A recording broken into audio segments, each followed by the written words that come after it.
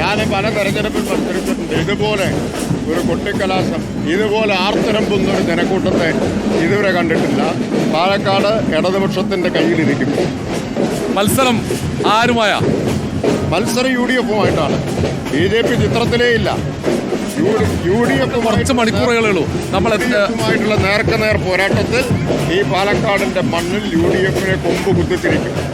കുറച്ച് മണിക്കൂറുകൾ മാത്രമേ ഉള്ളൂ പരസ്യ പ്രചാരണത്തിന്. എത്ര ഭൂരിപക്ഷം കിട്ടും സാർ? ഭൂരിപക്ഷം പിന്നെ പറയാം, അത് പറയാറായിട്ടില്ല. തൊട്ടടുത്ത് ജില്ലാ സെക്രട്ടറി ഉണ്ട്. എങ്ങനെയുണ്ട് ഈ പ്രചാരണമൊക്കെ അവസാനിക്കുകയാണ്? ടെൻഷൻ ഉണ്ടോ? ഒരു ടെൻഷനില്ല, വളരെ സന്തോഷമാണ്. കാരണം നിങ്ങൾ തന്നെ കാണുന്നുണ്ടല്ലോ, മാധ്യമങ്ങൾ തന്നെ എല്ലാം കാണുന്നുണ്ടല്ലോ. വലിയ ജനസാഗരമാണ് ഞങ്ങളുടെ റോഡ് ഷോ തുടക്കത്തിലും ഇന്നത്തെ കൊട്ടിക്കലാശത്തിലും. ആയിരക്കണക്കിന് ആളുകളാണ് പങ്കെടുക്കുന്നത്. നല്ല ആത്മവിശ്വാസമാണ്.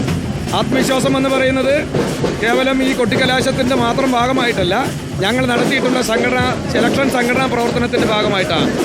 എല്ലാ ബൂത്തുകളിലും നല്ല നിലയ്ക്കുള്ള ഇലക്ഷൻ സംവിധാനം ഇത്തവണ ഞങ്ങൾ പ്രവർത്തിപ്പിച്ചിട്ടുണ്ട്. അതുകൊണ്ട് തന്നെ നല്ല ഭൂരിപക്ഷത്തോടുകൂടി ഡോക്ടർ പി സരിൻ ജയിക്കും എന്നുള്ളതാണ് ഞങ്ങളുടെ വിശ്വാസം. ഈ ത്രികോണ മത്സരമായ എന്നുള്ള നിലയിലേക്ക് എത്തിക്കാൻ കഴിഞ്ഞല്ലോ അല്ലേ?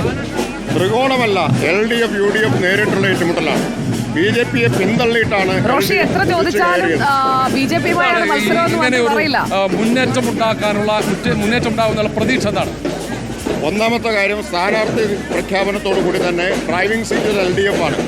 പിന്നെ ഇവിടുന്ന് അങ്ങോട്ട് പ്രചരണത്തിന്റെ ഗതി മുഴുവൻ തീരുമാനിച്ചത് ഞങ്ങളാണ്. ഞങ്ങൾ നിശ്ചയിച്ച വഴിയിലൂടെയാണ് പ്രചരണം പോയത്.